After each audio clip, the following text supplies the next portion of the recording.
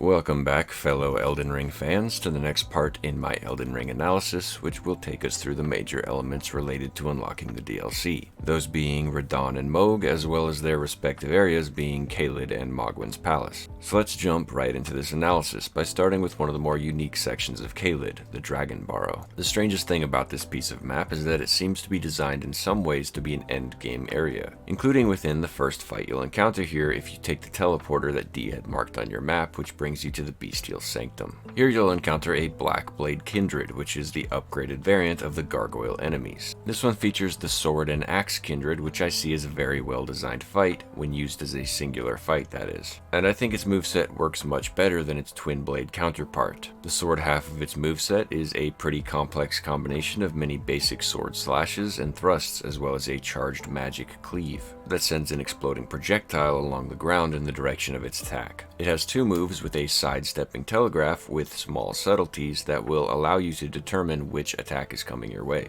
The first is a mini-hit flurry combo that can be either avoided with distance or by getting close and timing your dodges to the specific attack, which lands within the Kindred's immediate proximity. The second is a simple one-hit attack, and both make for good openings. However, you'll have to be sure to identify which is which before beginning your attack, or attacking too late and leaving yourself vulnerable for too long. One somewhat silly interaction I've noticed within this version of the Kindred is the jump ability of his standard thrust move, which can be predicted after a certain two-hit combo. Being able to predict and perform this interaction will generally net you a free hit on the gargoyle's head, which takes more damage, all while easily avoiding the attack. I love to see the many ways that the advanced combat of Elden Ring can play in interesting ways against bosses, and the many benefits that you as a player can learn to utilize by experimenting with all the various mechanics. Whether it be jumping, crouching, spell parrying, or whatever else, the skill ceiling of Elden Ring is exponentially higher than Souls games have ever been. And for all those emboldened by the flame of ambition wishing to push your skill sets to their limits, Elden Ring offers a vast playground of elaborate challenges to pit yourself against, as well as many creative ways to overcome said challenges. The second half of his moveset is much more specialized, featuring less engaging but more spectacular axe slams and sweeps that land hard and give sizable openings after each attack. I find that this part of the fight is somewhat basic and easy, but the fact that this boss will switch away from it after some time gives a notable ebb and flow to the combat.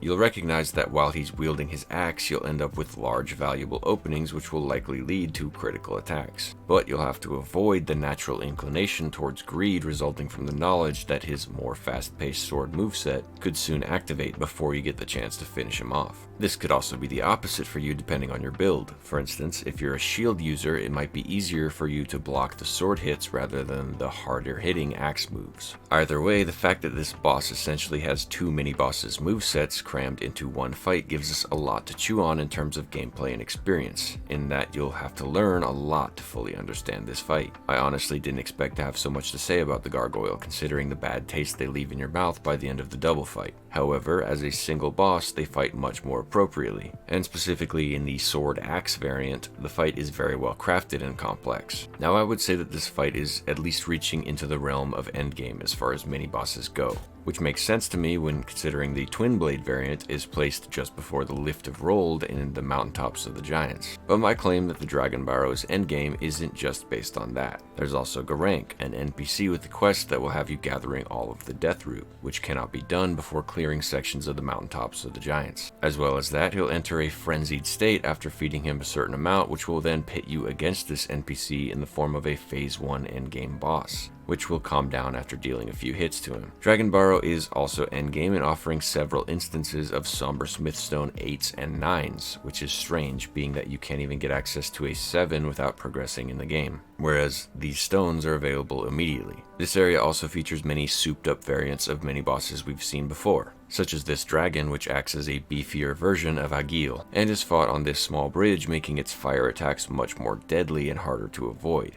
and it drops 80,000 runes upon its defeat. There's another Knight's Cavalry which drops one of the most overpowered Ashes of War in the game, that being Bloodhound's Step, which most of us have used at one point or another, in most cases being utilized against the endgame boss's more ridiculous moves such as Malenia's Waterfowl Dance or Elden Beast's Elden Starball. Dragonbarrow is also home to another Erdtree avatar, this time being the Rotten variant, which splashes Scarlet Rot projectiles on its slam moves, coating the area it was facing in a DOT mist. The one major complaint I have about these fights is that they often seem to spam the Rotten attack, which I believe to be a proximity punish, which then coats the entire immediate area in damage, which will likely force you to disengage from the combat. The same could be said for the boss's holy projectiles, and I wish the fight had either one or the other. The basic melee moveset of the avatars is pretty good, however I find that this variant of them ends up pushing you out of combat far too often, and by the end of the fight you'll have dipped in and out of combat several times, especially so within this fight that has a huge health bar. I suppose that you could argue that having situational awareness as well as an understanding of the terrain you're fighting on is part of the skill set of fighting a boss like this. But I would argue that, skill set or not, these fights have a problem with disengagement, which could be solved if the projectiles didn't produce lingering effects. This tree will drop you 90,000 runes, as well as the stagger physic, which is one of my favorites, but is also very circumstantial. Just past this fight you'll come across Fort Feroth, which is one of the most confusing aspects of the Dragonbarrow. Almost every other aspect of this area's design would suggest that it's an endgame area except for this fort, which does feature high health and damage enemies, as well as a golden rune 12, which is a sizable amount of runes, but the main treasure of this area is the second half of the Dectus Medallion, which unlocks the mid-game areas. I guess it's just one of the strengths of Elden Ring, in that Fromsoft could splice together many different levels of challenge within the same area, leaving the player to choose which fights they'll tackle early on and which they'll save for later. The ultimate of Dragonbarrow's boss fights and the namesake of this area is Greyoll, a very unique and experimental play on a dragon boss fight. Unfortunately, that experiment is pretty clearly a failure. All you have to do to understand where I'm coming from with that statement is to ask yourself, when was the last time you fought Greyoll legitimately? The intended way to defeat Greyoll is to kill each of the baby wyverns that surround her, with each taking off a chunk of her health upon their defeat. And that could have been a cool way to frame an interesting and unique fight. However, the enemies you're tasked with taking out are just small versions of a Gael, which you've already encountered several times at this point. There's nothing to make each of these mini-fights stand out, and that really kills the gameplay experience. It's kinda like if Godrick's fight was just to kill 10 soldier of Godrick's back to back, in that once you've beaten one Godrick soldier, you don't really get much out of fighting more of them. Fighting one mini wyvern offers an underwhelming experience, and so fighting 10 of them is just 10 underwhelming experiences. And the kicker is that they don't stay dead, and so failing this fight and reattempting it will ultimately lead to extremely tedious gameplay, especially so if you fail on the final wyvern after misjudging the reach of its tail sweep.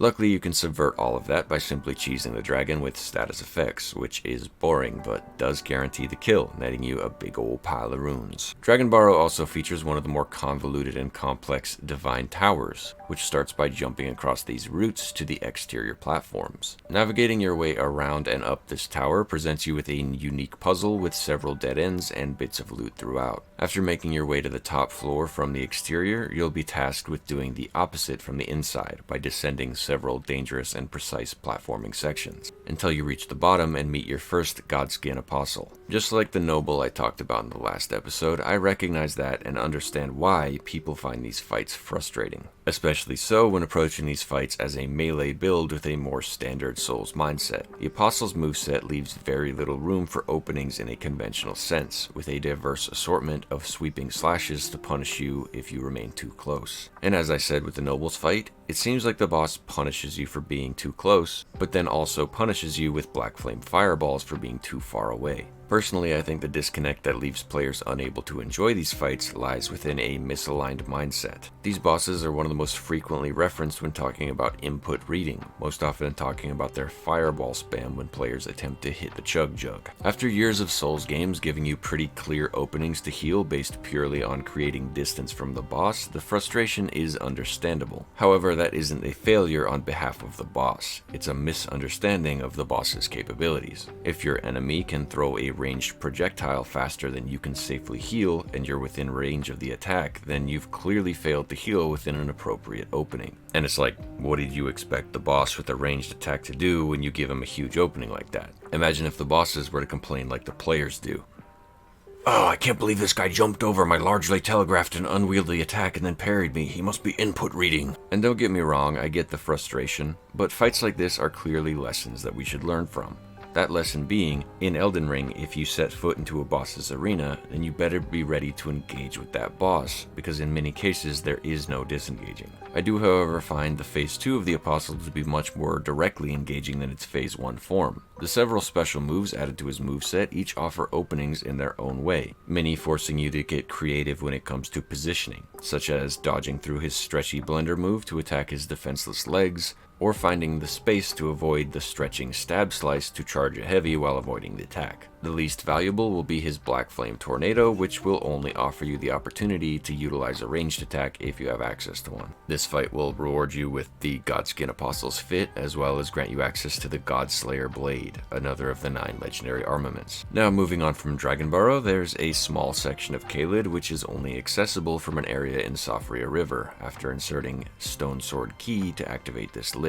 After overcoming a gauntlet of explosive rock caterpillars and 2 archer golems, you'll come face to face with the Great Jar. Speaking to which, we'll reveal 3 red summon signs which you'll have to fight in succession to complete the challenge. Each is a pretty powerful PvP style fight with an assortment of weapons and abilities at their disposal, and I clearly wasn't built for this challenge with 0 health. So I restatted at Rennala, came back with a fat health and armor build, and let me tell ya, as a player who's beaten Elden Rings 100 times over, all without leveling health or wearing armor for the most part, it is so nice to be able to eat a hit every once in a while. I still failed this challenge twice while in this build, and I don't know if that speaks to the difficulty of the challenge or to my lack of skill, but after beating it, you'll be rewarded with the Great Jar's Talisman, which increases your carry weight, a fitting reward for a challenge that almost guarantees you'll be running a heavy build to complete it. From this area, I took this unintended drop down to the Scarlet Ionia area of Caelid, eventually reaching the fight with Commander O'Neill. From a world building perspective, I find it cool that the Commander enemies will use the same spirit ashes that we use to call forth their fallen comrades, and even cooler to realize that these are commanders in either Radahn's or Malenia's armies, and their summons are soldiers who had died in the conflict between them. I'll admit that I first hated these kind of enemies, who create a very ganky fight, and these in particular bolstering their adds with buffs. But that was before I really got a feel for Elden Ring and embraced the many strengths granted to you through the immense sandbox of powerful weapons and abilities. For instance, utilizing Torrent here grants you valuable mobility and, depending on your weapon, a heavy sweeping attack that sends enemies flying. And that's without even taking into account Ashes of War or spells, or the potential to use Bewitching Branches to turn O'Neill's adds against him. I think the tendency to label Elden Ring as sloppy, which I do myself at times, is often a misunderstanding of what the game is. Previous Souls games had essentially reached a peak in that their gameplay had been refined to a point where there was one answer to every move thrown at you. In DS3, that answer is to simply dodge, and in Sekiro it can range from jumping, Mikiri counters, or deflections. But there was always a right answer, before returning to a light attack spam on openings. And that's not to knock those games, DS3 and Sekiro are incredible, but they're certainly limited by the balance of the games themselves. Take Nameless King for example, my favorite fight from DS3, which essentially has a basic melee moveset with some wind attacks and a lightning slam at half health. This leaves him to feel pretty underwhelming in comparison to what we have in Elden Ring, almost feeling like a mini-boss similar to a bell-bearing hunter. DS3 bosses have to be balanced to use moves which fit within the timing of a character's dodge or their sprint speed. Elden Ring's design often takes a less restrictive approach, with many bosses featuring moves that seem to have no intended way of avoiding whatsoever. Malenia's Waterfowl and Elden Beast's Elden Stars are pretty good examples of that. And while I definitely criticize the worst examples of these moves, I cannot deny the unique value that these moves bring to the table. The community as a whole spent months scouring the sandbox of the lands between, attempting to find any real, consistent answer for Waterfowl, with most landing on the Ice Pot method or the spin move, both of which I find faults in, but we'll talk about that in detail when we get there. Commander O'Neill's fight should essentially be an annoying, frustrating gank fight, but with time and experience in the ER sandbox, I've come to really appreciate this fight. There is a ton of gameplay value in a fight such as this, where there are so many ways to approach it, even allowing you to cheese him with the scarlet bursts in the swamp or attempting to one-shot him after sneaking your way behind him. A fight like this has an incredibly high skill and experience ceiling with a variety of interactions that can play out if you utilize the tools at your disposal appropriately. Finding yourself a convenient setup for activating Torrent and developing the muscle memory to activate and deactivate him efficiently will serve you well here, and will add a layer of rewarding unique gameplay as well as another skill to develop, adding to your arsenal of abilities. For me, I always have Torrent on my X button menu, but you could just as easily have him on your hold Y menu while still using him efficiently. And most of what I've talked about here hasn't even addressed the boss himself, which I generally parry but decided to use standard melees on, finding that his openings are very limited, requiring a quick weapon to deal damage consistently until baiting out his larger openings at the end of combos. And I'm not even sure if that strategy would work on the upgraded Commander Niall later on because I've only ever parried him. Beating this fight will drop you the Commander's standard weapon, which you can use to buff yourself and your spirit summons, and probably your summoned co-op partners as well, I imagine. And he'll also drop an unalloyed gold needle, which we'll soon enough use in Millicent's questline. Nearby this fight, you'll find a town called Selia, which features a boss fight with two of the Nox enemies we've previously seen in Noxtella in Ranni's quest. I think this is supposed to be an early look at these enemies before you would see them in Noxtella, and their value lies in being unique at this point in the game.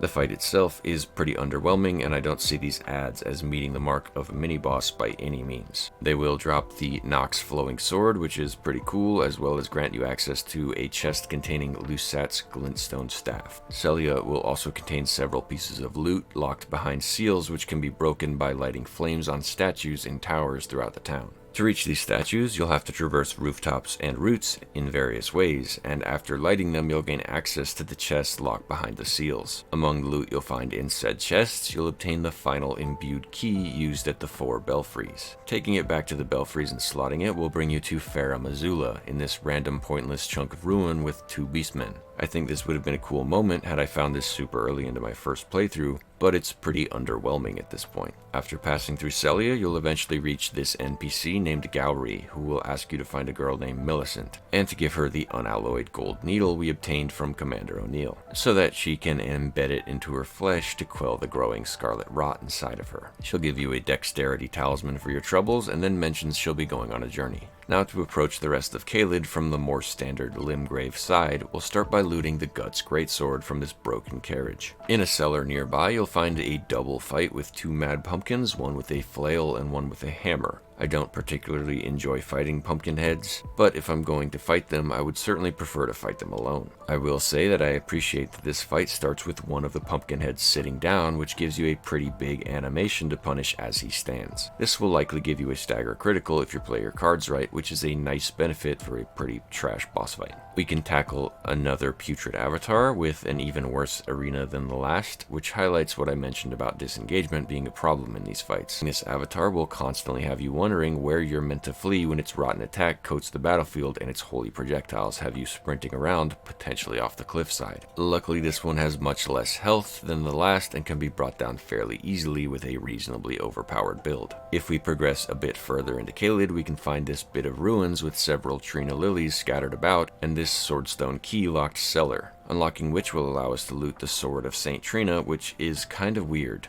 Its placement here doesn't feel all that important, and it being a blue rarity weapon also seems kinda off. There are several legendary weapons that seem much less significant than Saint Trina's, such as the Grafted Greatsword, Eclipse Shodel, and Mariah's Executioner Greatsword. I'm not sure why Trina is deemed less important than those, but maybe she's just not that significant of a character, and we'll find out why in the DLC, hopefully. Either way, this weapon is one of the few with intrinsic sleep buildup, which is pretty useless for the most part. But it's also just as useless as the Eclipse Shodel having Deathblight buildup. Just down the hill from these ruins is Fort Gael, a strangely unimportant area which houses the +5 strength talisman, but not much other than that. There's a teleporter at the top which will take you directly to Redmane Castle, but I can't imagine ever wanting to fight my way through this fort just to get to Redmane rather than just walking there. The next major area of interest is within this fight with Decaying Ezeeks.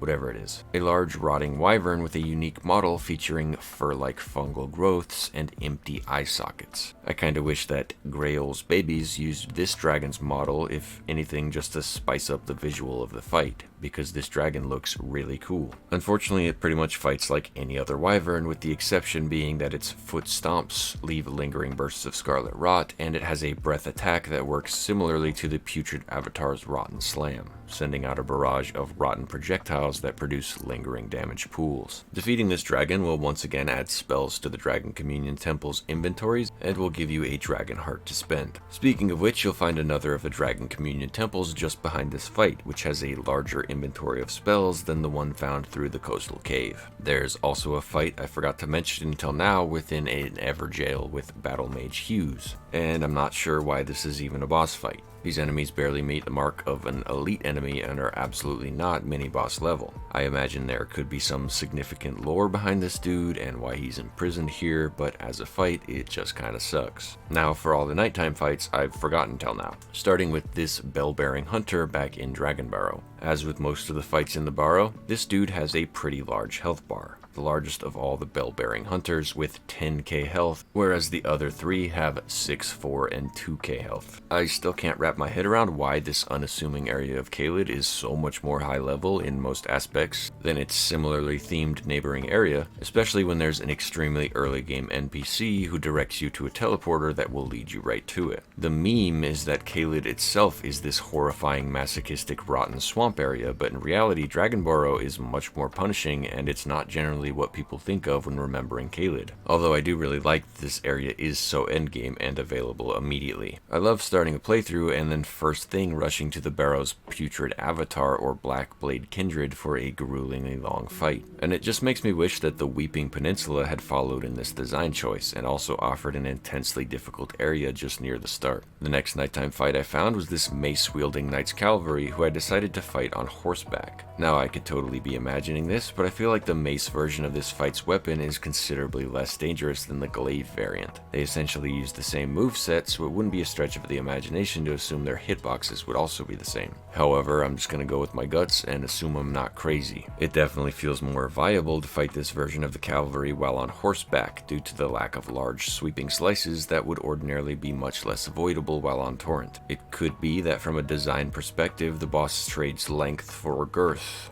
Bleed buildup. Not to imply that it was a good trade-off, being that with 0 armor I only took half of my status effect bar from a hit, so I doubt bleed would ever come into effect in this fight. I would also note that the wiki says this fight isn't parryable, which could be another reason why the boss's weapon was nerfed, so as to give leniency towards the reduction in viable ways to approach the boss. The last of the nighttime fights for this episode is with this Deathrite bird, who for some reason was ready to throw hands the moment he made eye contact with me. The fuck did I do?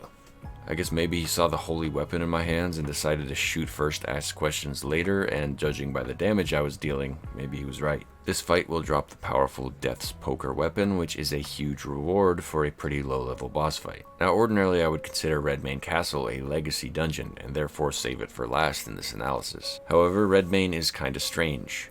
It exists in 2 states, those being pre- and post-Radahn's availability as a boss fight. After reaching the Altus Plateau or doing Ranni's quest, Redmane Castle is skippable and the enemies within, including the duo boss fight at the end, are removed. This meant that I had to complete this section early, including Radahn to progress Ranni's quest line in the last episode. However, the pre-Radahn castle is pretty disconnected from Radahn himself, and I don't really see it as a legacy dungeon that leads to the Radahn fight. So whatever, let's talk about it now. You'll start by assaulting the well-fortified exterior of the castle, complete with textbook trebuchets, ballistas, and a troll waiting to jump down from the top gate. After climbing your way to the top from the outer courtyard, you'll find the interior of the castle is just as well fortified, with powerful Redmane knights, archers, and 2 blade lions patrolling the main courtyard. And that's before reaching the final defenses just before the festival grounds, which includes several flamethrower turrets and an iron virgin patrolling around. And I have to ask, what the fuck are they defending here? It's not like the castle is functioning or has significant loot. Radahn isn't even here. He's out back eating corpses and has been for who knows how many years. Anyway, reaching the end of Redmane will put you face to face with a misbegotten warrior who fights with the same moveset as the one we fought in Castle Morn. After 30 seconds within the arena, a Crucible Knight will jump down from the top ropes and join the fight, making this a duo fight if you lack the damage or luck to finish the misbegotten before then. It's nice when duo fights give you some leeway on the ganky aspects of their encounter with mechanics like this. However, giving you a timed change to the fight means that it'll mostly be up to RNG how the fight turns out. If you get good openings or a quick stagger crit, then you shouldn't have to deal with gank at all. But if you don't, then the fight quickly becomes frustrating, and you'll likely just throw the fight so you can get better odds on your next attempt. I think the mechanic works better on fights like the gargoyles, where it's based on the boss's health reaching half. But even then, ultimately your goal would be to kill one before the other shows up. And the gargoyles are far too tanky, immune to status effects, and have far too much downtime between openings for that mechanic to play out well. If you ask me, gank fights are universally known to be worse fights overall that require much less skill and much more patience than I would prefer in a fight. They offer value in being something to come together and bitch about, and to make the better solo fights look that much better by comparison. But more often than not, players would much rather avoid ganky aspects of boss fights if possible. So I'm at least glad to see mechanics in place that attempt to facilitate that. As for the aesthetics of this fight, I'm not sure why these dudes are here. Maybe they showed up too early for the Radahn festival, and were so eager to throw hands that they just had to jump us. I'm just picturing the two of them chilling together until the Crucible Knight hears a clashing of swords from the courtyard, and then he's like, "Save some violence for me, buddy," before jumping into the fray. From a lore perspective, I like that these two enemies are linked by the aspects of the Crucible, but I do think it's a shame that we don't see any more to it than that. It seems like kind of a wasted opportunity to see some insight as to how their respective factions feel about each other. Anyway, after beating this fight, you'll be rewarded with the Ruin's Greatsword, another legendary armament to add to our arsenal. And so we've cleared the map for the most part. So let's continue into the section where I'll be taking a look at the minor dungeons, of which Caelid has 9. Coming in at 9th place, I have the Caelid Catacombs, which only features a handful of Miranda Flower enemies and a pool of Scarlet Rot throughout almost the whole dungeon. The lever for this dungeon is placed within a room you'll double back from after reaching the unopened boss door. However, it's seemingly an illusionary wall room.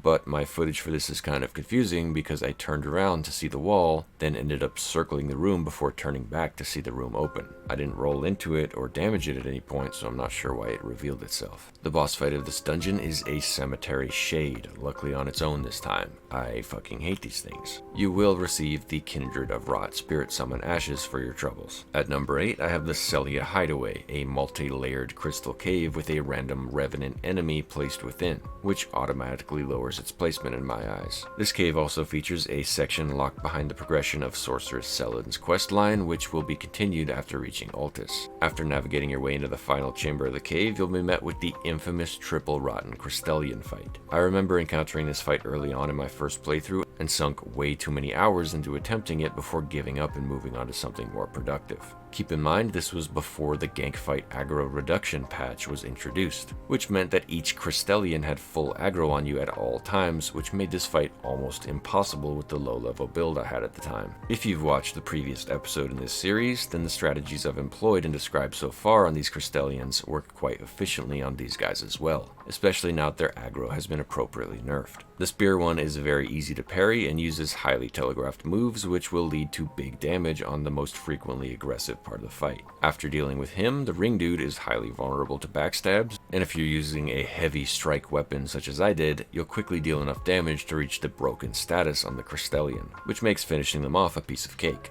The final magic Crystallian is much less of a threat without his backup, and after learning his moveset, you'll find your openings and bring him down without much effort. The biggest letdown of this cave is its lackluster reward, which is the spell Crystal Torrent. It would have been cool to see this spell instead be a Rotten Crystal Torrent, which might be somewhat overpowered, but saying that isn't taking into consideration that Rotten Breath exists. It would have been a nice niche thing to have a single rot-based sorcery, which would serve as a more interesting reward for this headache of a fight. Coming in at number 7, I have the Minor Erdtree Catacombs, which is a basic catacomb with some Caelid flavoring sprinkled in. There's pools of rot and a secret path to the boss, which you'll have to send back the lift to unlock, and a pretty standard run to the boss door lever. The boss itself is a duo fight with the sword and staff variants of the Erdtree Burial Watchdogs, which I don't think work all that well as a duo fight. They don't really complement each other well and seem to have similar levels of aggro, with each having somewhat specific openings that the other will often cuck you out of. I found this to be an appropriate moment to showcase one of the cooler secret techniques you can learn about in one of the notes purchasable at a merchant, which will reveal to you that the construct style enemies will attack their fellow constructs when hit with several crystal darts. It doesn't come into play all that often, but is a very interesting way to reward players for poring over the little details throughout the lands between. After several frustrating attempts on these guys, it was very satisfying to remember this mechanic and then essentially press the skip fight button, in a similar way to using sleep pots on the Godskin boss fights. You'll get the mad pumpkin head ashes as a reward. In 6th place, I have the Dragonbarrow Cave, which greets you with a roaming rune bearer, however also offers you many bushes to utilize stealth through. Eventually you'll find your way to the boss fight with a duo of beastmen of Farum-Azula,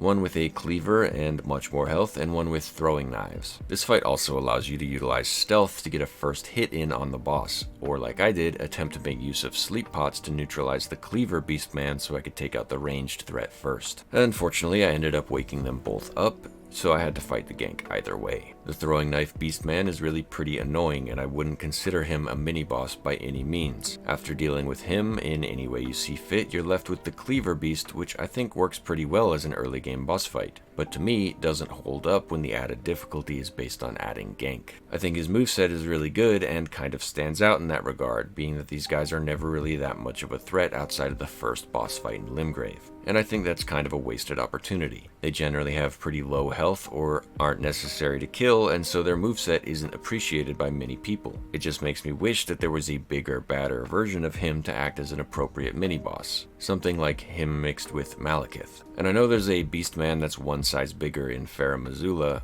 but that guy's moveset is pretty basic, which is why he's relegated to a single jump scare, just before the Godskin duo's Dragon Temple if you walk to the left of the pillar instead of the right, in which he jump slams his axe once before you just walk past him. Anyway, this fight will drop the Flame Drake Talisman +2, which is a pretty bad reward and makes this fight not really worth going out of your way to do. In 5th place, I have the Abandoned Cave, an abundantly rotten cave featuring pools of scarlet rot as well as rotten bursts throughout. This cave is an excellent source of Aeonian butterflies and also contains the Serpent Bow, which can be paired with serpent arrows to quickly apply poison from a distance. The boss of this cave is 2 Clean Rot Knights, one with the well-designed sword spear moveset and one that's only there to spam golden rings and give you PTSD flashbacks to all of your worst moments with fucking Gideon. 2 things really balance this fight well, and those are the first Clean Rot's standing animation, which gives you a big opening to deal the first attack, and the second Clean Rot's delayed spawning, which gives you the valuable opportunity to avoid gank. Unfortunately, this is yet again a pairing of a decent fight with a garbage ranged enemy thrown in to increase the difficulty, which I don't find all that much value in. The reward for this fight is the Golden Scarab Talisman, which increases rune gains, and will give you a huge benefit if you're grinding for the character you're going to use in the DLC. Coming in at 4th place, you would expect the list to start improving dramatically, however, Caelid's minor dungeons are pretty lacking if you ask me. And so we have the Selia Crystal Tunnel. This minor dungeon is notable for being the cave you're transported to when ensnared within the trap chest in the Dragonburnt ruins in Limgrave.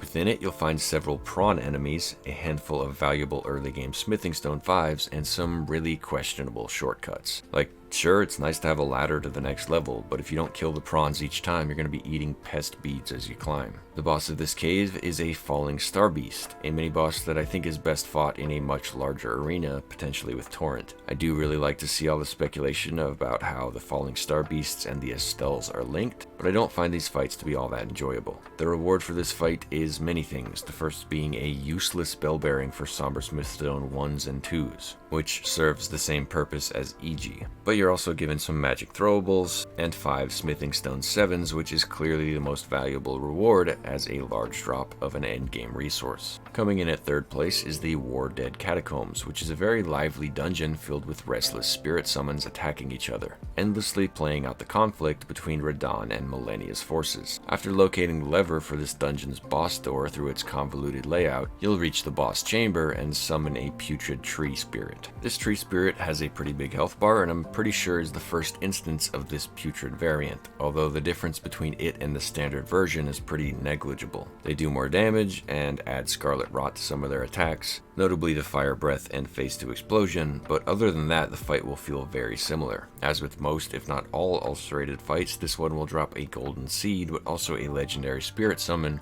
Redmane Knight Oga. In 2nd place, the penultimate of Caelid's minor dungeons is the Gael Tunnel. This mining dungeon is pretty plain in all but 2 aspects, the reward and the boss fight. Reaching the end of this cave will pit you against a magma worm, which I find suits the aesthetic of a cave quite well. This magma worm lacks a phase 2 as far as I'm aware, which I found out as I was attempting to learn more about phase 2 of the worms, but this one never activated it. The reward for beating it is the Moonveil Katana, which has a very cool magic slice in the form of the Uchigatana's unsheath, but with an included projectile. And finally, in the number 1 spot, I have the Gael Cave. This dungeon has a pretty long layout with a dead end that will redirect you to a lever that can open the gate blocking your path. Unfortunately, this lever also unlocks all the prison cells scattered throughout the dungeon. And after using the lever, you'll have to rerun the dungeon with its new fire zombie ads freed to roam around, but also allows you to clear the cells in order to obtain the loot from within them, which includes the Wakizashi, a dagger that can be power stanced with katanas. After progressing to the boss, you'll fall down into the arena with an axe-wielding frenzied duelist. This boss has a moveset vaguely reminiscent of Godfrey's, with a large axe, some kicks and grabs, and it's kind of a shame he doesn't use the stone slam of Godfrey or the Crucible Knights. Instead, he has a ball and chain he can use for ranged sweeping attacks. This boss will drop the putrid corpse ashes, and the cave continues, opening out onto a small burial ground overlooking the Mistwood. Here you'll be able to loot the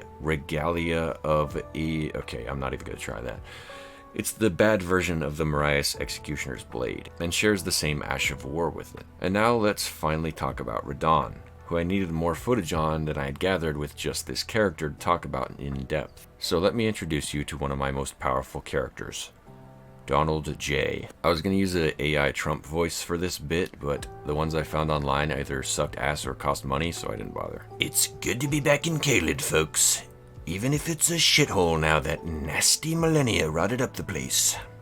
Okay, I'm definitely not keeping that up for long. My Trump isn't nearly good enough. Now, Radahn is one of the most experimental fights in all of Elden Ring, and all of Fromsoft. Though it's hard to really say what most people would consider to be a phase change, in theory Radahn has 4 phases, starting with his Arrow Storm phase. This section of the fight is simplistic but also somewhat tricky, as he'll layer the Radahn's Rain Arrow Storm move alongside tracking magic arrows or scatter shots. And this results in the predicament that Torrent's speed can outrun the storm but can't dodge the magic tracking arrow. However, while on foot you can dodge the magic arrow but can't always outrun the storm. This leaves you with the question that will be present throughout the whole fight, which is, should you ride Torrent while fighting Radahn or not? And I for one think the correct answer is both. Certain moves definitely benefit from having Torrent speed, and certain moves are also undodgeable on Torrent, which means you'll not only have to react to telegraphs by dodging and finding openings to attack, but also manage your mount in an effective way. I think this extra layer of combat complexity can be often overlooked on Radahn, especially when you can summon an army of dudes to essentially fight him for you,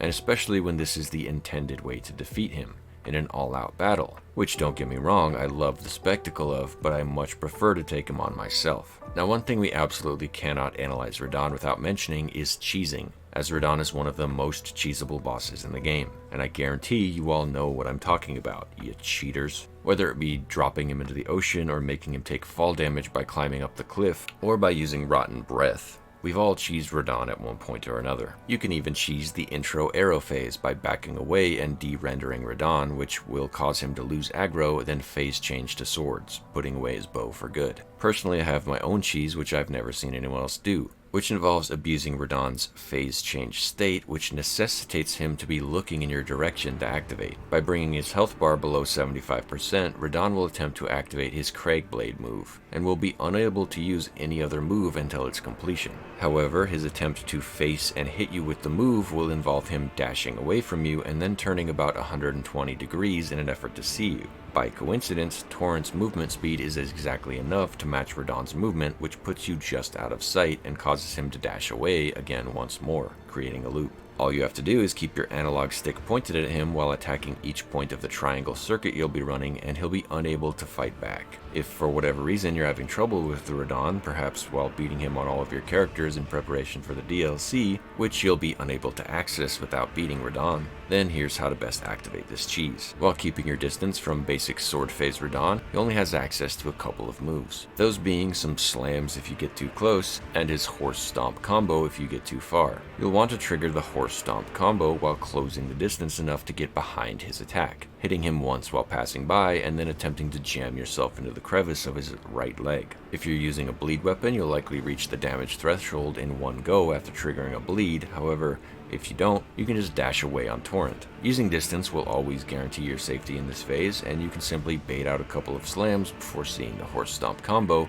and going in again. Just be sure to get behind Radahn once the threshold has been reached, which should trigger him to dash away, and from there you've already beaten him. Even if you get a stagger, you can just keep wailing on him until he stands back up and then dashes away again, continuing the cheese, as he has to activate Craigblade before he can continue the fight. This same cheese can be done, though much more circumstantially, if you manage to get behind Radahn while he's in bow mode. For whatever reason, he has to be facing you to put his bow away, so it's possible to activate it without dealing any damage to him if you can bait out a magic arrow and then push behind him with Torrent. Now if I'm fighting Radahn legitimately, I like to get a little flashy with his arrow phase by mounting and unmounting Torrent within the timings of his first few magic arrows, then waiting out his first arrow storm by using these weapon piles as cover for his other attacks, which doesn't always work so great. The spread of his shotgun arrow blasts are complete RNG, which means 2 arrows can spawn with very similar trajectories, and if both were to hit the cover you're standing behind, only one will collide with the weapon pile, breaking it and allowing the other to hit you.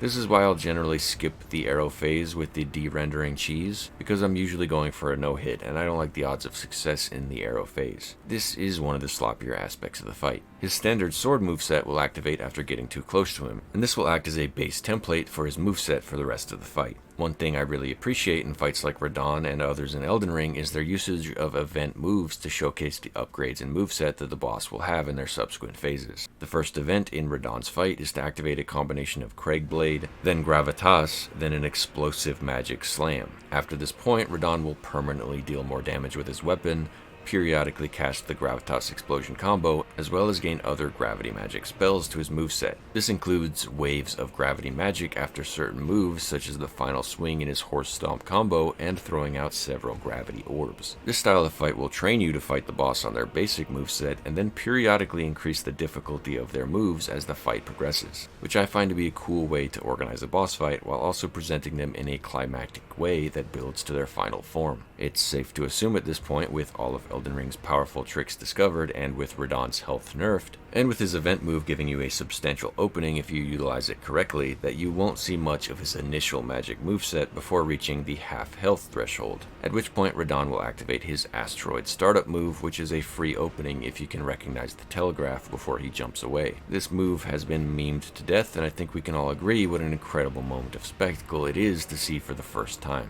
Nobody expects a boss to just leave, and when they do, it's usually them dipping out to be fought elsewhere, such as with Glintstone Dragon Adula. This fake out moment reminds me of Sister Freed's fake out, where you're given a Titanite slab after beating her phase 2, just before she resurrects stronger than ever. The asteroid move itself isn't all that engaging and doesn't offer all that much from a gameplay perspective, but it does make for a memorable moment the first time you see it. As with the lead up to the asteroid move, soon enough you'll likely deal enough damage to see him use his final event move, in which Radahn will perform a move slamming his weapons into the ground and drawing them up along with 4 meatball projectiles which will hover above each of his shoulders. This move gives you a sizable opening to attack his horse that he shares a health bar with, but be sure not to stand too close to his blades, which will deal damage as they move. The projectiles of this move are very strange in that they seemingly only activate on one move, but other than that, sit idly in the air in a very unnerving way. I'm not sure if they were designed with that in mind, but they definitely debuff your confidence in the fight until you realize just how reserved the attack is. The only time I'm aware of that the projectiles will actually attack is when Radahn does his cross-slice dash, which he'll telegraph with a roar while making distance. He'll send out each of the sets of projectiles before performing the final slamming slice, which I recommend jumping over with Torrent so as to avoid the gravity wave portion of the attack. Overall, Radahn is a huge departure from standard Fromsoft boss fights, and I think people overlook just how unique he is. It's one of those things where you don't notice it because the fight just works, whereas similarly experimental fights such as Fire Giant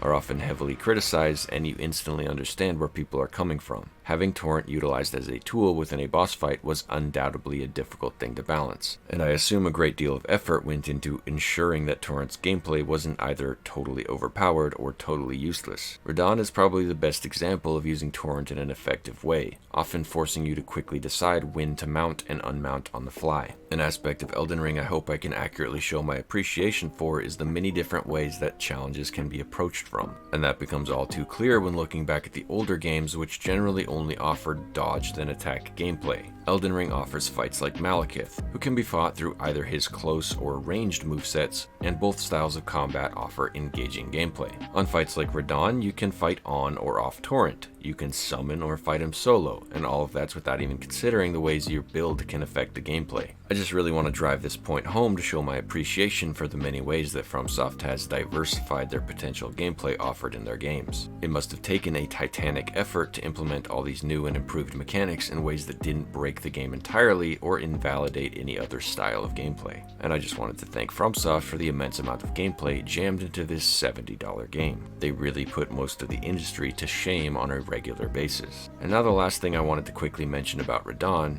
doesn't have anything to do with the analysis, it's purely speculation on my part. And it will focus on the first Elden Ring cinematic released, which depicts the battle that took place between Malenia and Radahn during the Shattering, in which Malenia charges at the powerful and handsome Radahn, who still has his feet, before taking a blow to her prosthetic limb, climbing on top of the demigod, piercing her sword against him, and then penetrating herself against the blade, which causes the climax of the battle. Malenia erupts into her first Scarlet Aeonia, which floods Radahn with rot, destroying his mind and leaving neither demigod the true winner, as both are left unconscious after the dust settles. Now this part of the lore leaves us with some questions. Why did Malenia attack Radahn? She had no clear reason to assume he was part of the plot to kidnap Miquella, and if she wanted to open the path to Nokron, then she probably could have just asked him, considering he wasn't a zombie yet. And that's another thing. Why did the Scarlet Rot turn Radahn into a zombie rather than just killing him?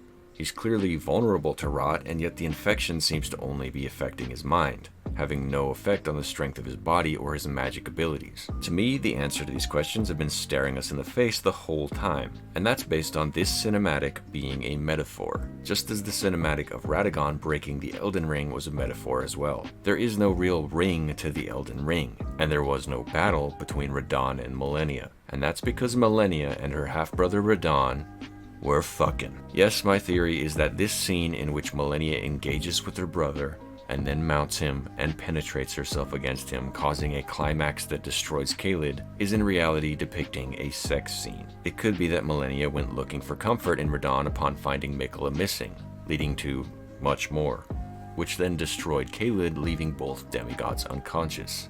And for the individuals in their armies, such as Cleanrot Knight Finlay, to find them and misinterpret the results of their disgusting act as a battle between them. It could be that Malenia was unaware of what would happen to her body under the stress of her emotional state, and after wreaking so much chaos, was forced to maintain the lie to cover up for her misdeed. As for Radahn, I have one word. 2 words. I have some amount of words for you. Neurosyphilis. An STD that can travel to the brain if untreated, causing those afflicted to effectively go insane, and as well as that, causes numbness in the feet. Sound familiar? Radahn fucked his half-sister, got a bad case of rot dick that traveled to his brain, causing him to eat corpses and grind his feet off without noticing. And yeah, I would get it if you think this is a little far-fetched. I mean, George R.R. Martin wrote this lore. He would never write a story about siblings getting it on and then causing massive damage to the realm in the process of their actions. That would be crazy. In fact, just forget I said anything. And while I do find a lot of sarcastic value in presenting this theory as though it was legitimate, Miyazaki did also at one point recently mention that one secret is yet to be found in Elden Ring. And just imagine how funny it would be if the grand final secret was an incest plot discovered by some dumbass degenerate called Jester of Juice. Anyway, let's move on to Mohgwyn, starting with this section of the area in which you'll be invaded several times by these nameless white masks. One of which, positioned near the far southeast wall, will drop for you the white mask upon his defeat, which will give a damage increase when blood loss is triggered near you. This will be very valuable in the coming boss fight and is probably worth going out of your way to obtain. However, it requires defeating 2 of the White Mask invaders, being that one will summon as soon as you set foot in the blood swamp of this area. The next location worth talking about is this area, which is the most famous rune farm. Each of these Albinauric will drop 2,000 runes upon their defeat, which can be farmed quite easily with many powerful Ashes of War and spells in the game. After that, you'll find your way along the path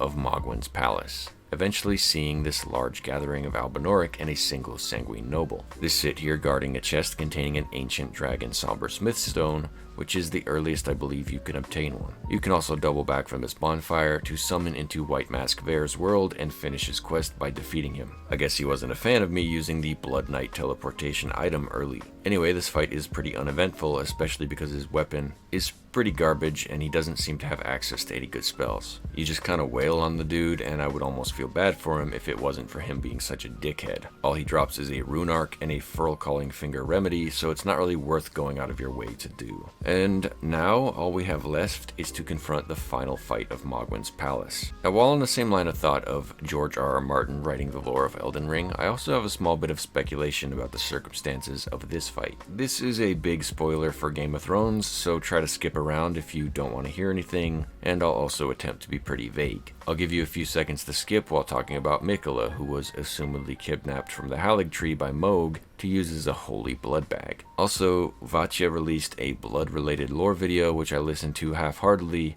which I believe implied that Mohg was attempting to get him boy pregnant, which might also be part of his motivation. Fuck, maybe he succeeded and created Mesmer in the process. Anyway, in Game of Thrones, there's a major plot point in, like, Season 6, where it's revealed that Robin's rebellion was somewhat based on a lie, and a character who was assumed to be kidnapped was really in love and ran away with her royal lover. If we speculate on how that plays out compared to Miquella's story, we can potentially interpret it in two ways. The first is directly paralleling Game of Thrones, with Miquella falling in love with Mohg for some reason, and then a kidnapping being the only way to free Miquella from the responsibilities he has in the Haligtree. It could be that he was forced or coerced into the womb within the Haligtree and was looking for a way out. The other interpretation we can take is through inspiration from Griffith from Berserk, who manipulates wealthy old lords with gay sex into funding his goals. Mohg could be a pawn in Miquella's plan, allowing him to be reborn in one way or another, such as Griffith was turned into Femto. But again, this is huge speculation, and I think the more realistic scenario is that Mohg just kidnapped him and all is as it seems. On to the actual boss fight. One thing I wanted to implement within this fight was the use of Carian Retaliation, which can be used to subvert some of Mohg's moveset with varying efficacy. The one truly useful moment to use the Retaliation is to prevent his Blood Rain move, which otherwise is a frustrating moment of downtime within a fight if you lack a source of ranged damage. You can get a full Retaliation off by timing your parry to the moment Mohg's hand reaches its lowest point when dropping it in the animation. This gives you a really nice increase to the flow of combat and prevents the expected disengagement and the lingering damage. The other moment to attempt a retaliation is on his Blood Throw sweep, which only works some of the time. Retaliation will only delete one single spell projectile, which means if the right one is deleted, you'll be safe. However, if the wrong one is, you'll eat the hit. I attempted to make this work by sitting completely still when the animation starts, but I found no luck, so I wouldn't recommend using it here. Just dodge through it and hit him with light attack. The last spell I hoped would be retaliatable is his Blood Flame Talon, which is really tricky, timing and telegraph-wise. Unfortunately, it cannot be spell parried, and that's a real shame. It would have made the fight much easier. Mohg's basic moveset is really dynamic and features many combos with branching paths that can react to your positioning in an attempt to better hit you. His openings therefore become moves that you know are the end combo moves, which include a very subtle step back move which gives you a surprisingly large opening. He can also end his combos with a move that slams his trident, piercing it into the ground before ripping it out again, which will deal damage if you're within the small range of it. However, this move gets upgraded with Blood Flame in Phase 2, exploding with a huge AoE that will deal damage all the way behind Mohg, and therefore I recommend you to dodge the initial pierce and then get behind Mohg and dodge with the timing of the second blast, even in Phase 1. The attack won't land regardless, but you will teach yourself the timing of the move in Phase 2 while developing a universal muscle memory for both versions of the move. Either way, you'll end up with a large opening afterwards, so it's not worth stressing about treating each version of the move differently. Now, Mohg's Uno Dos Tres setup moves work really well as openings if you stand to his left, and that will lead me to talk about his physic, which is located in the Altus Plateau. Obtaining it requires beating the Violet Bloody Finger Eleonora, which could be a good move considering her weapon is wildly powerful, especially when paired with the White Mask while fighting Mohg. The physic works by reducing the amount of damage that Mohg's Phase 2 move will do to you, while also reducing the amount of health he restores. Personally, I honestly like to see more of Phase 2, so I don't bother with the physic and instead just eat the hits with the health flask. As well as that, I chose to fight him here with a very under-leveled weapon because I wanted this fight to be a long one. Mohg is one of the best fights in Elden Ring, and I think people are too quick to judge him as a sloppy mess, which I at one point also did. His many lingering blood mechanics often layer on top of one another, creating many close calls and some zero-win scenarios, which I do look down on. However, the absolute unabashed engagement this fight offers is almost unmatched. The lingering splashes of blood flame that each of his basic melee moves throw out in his Phase 2 will almost guarantee a close-range engagement, which will then force you to learn the timings of his various explosions if you want to be successful in the fight. The biggest caveat that's hard to come to terms with as a challenge runner is that you will almost certainly take damage on this fight, which means that in 0 damage runs, you're forced to kill Mohg in Phase 1 with a combination of powerful bleed abilities, Frostbite, Mohg's Jackal, and taking advantage of his mandatory Unos Dos Tres animations. And I find it quite tragic that Mohg's excellent moveset and mechanics are never fully explored on runs such as these. He is wholly too dangerous to attempt legitimately, even on a basic no-hit run, when the odds are you're going to stand in blood flame at some point and potentially take bleed, and potentially get staggered into Mohg's next attack. And it's things like this that help me to understand why certain people dislike Elden Ring over other Souls games. You really have to unlearn a lot from Souls in order to fully appreciate Elden Ring.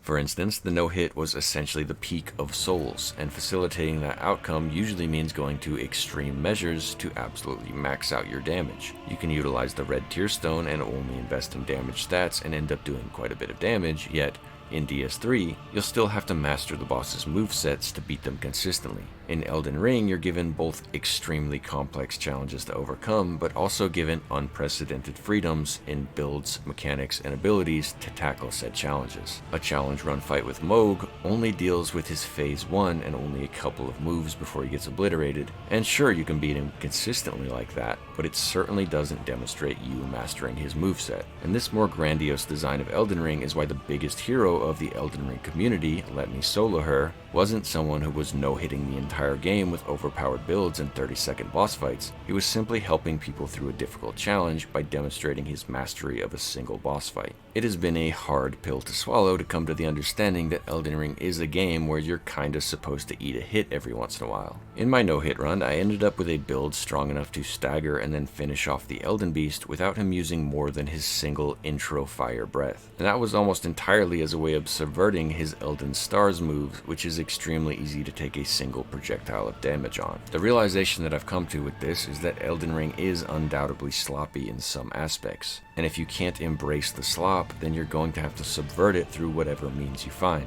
But you'll also be subverting a good portion of the challenge and a good portion of the potential fun. Even on this fight, I basically no-hit him, but still ended up stepping on Blood Flame at multiple points and needed to manage my health accordingly. And this was one of the most enjoyable and rewarding boss fights I've played in a while. Mohg is a masterclass in positioning, forcing you to read all of the flame pools and find an appropriate path to dodge his attacks without throwing yourself into the fire. And the extra layers of projectiles on his melees and a lingering blood flame in his Phase 2 will have you feeling trapped, as though Mohg has been swinging his weapon not just in an attempt to hit you, but also set up a barrier preventing you from fleeing, which then sets up his explosion moves in a way that you'll have to learn the timing of them, because running away will only have you stepping through the fire and eventually triggering blood loss. You'll find yourself attempting to manipulate Mohg himself, such as when he throws a linear blood toss at you. You can step to the side beforehand and then dodge back towards the center of the arena. With this, you can keep the lingering blood further away from the areas you're likely to be dodging through.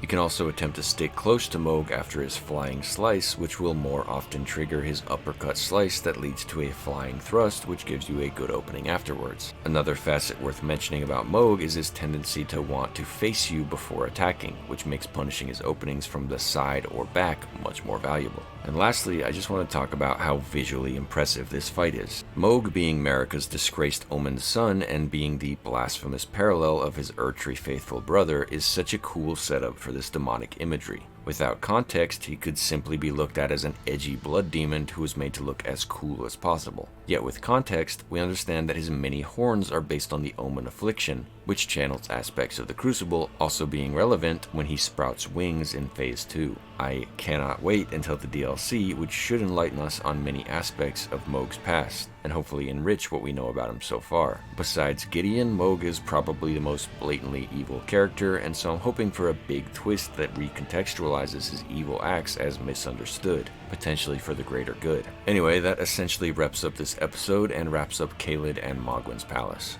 leaving us directly at the mid-game in the next episode. And I'm gonna be honest, it does not look like I'll be finishing this series before the DLC's release. I'm gonna be working on some Destiny 2 projects for the upcoming, hopefully final DLC of Destiny 2, because I've been with that series for a long time, and at this point I have to see it through to the end. I know most of my subscribers probably don't give a shit about Destiny, which is justified, so I ask for your patience. I am, however, still confident that I'll finish this series. It just takes a huge amount of effort to create and takes quite a long time. Hopefully you've been enjoying it so far, and hopefully you're looking forward to the next episode where I'll be tackling the Altus Plateau. As always, your support in comments, likes, and shares is greatly appreciated and is the fuel that keeps me going. Anyway, catch y'all in the next one.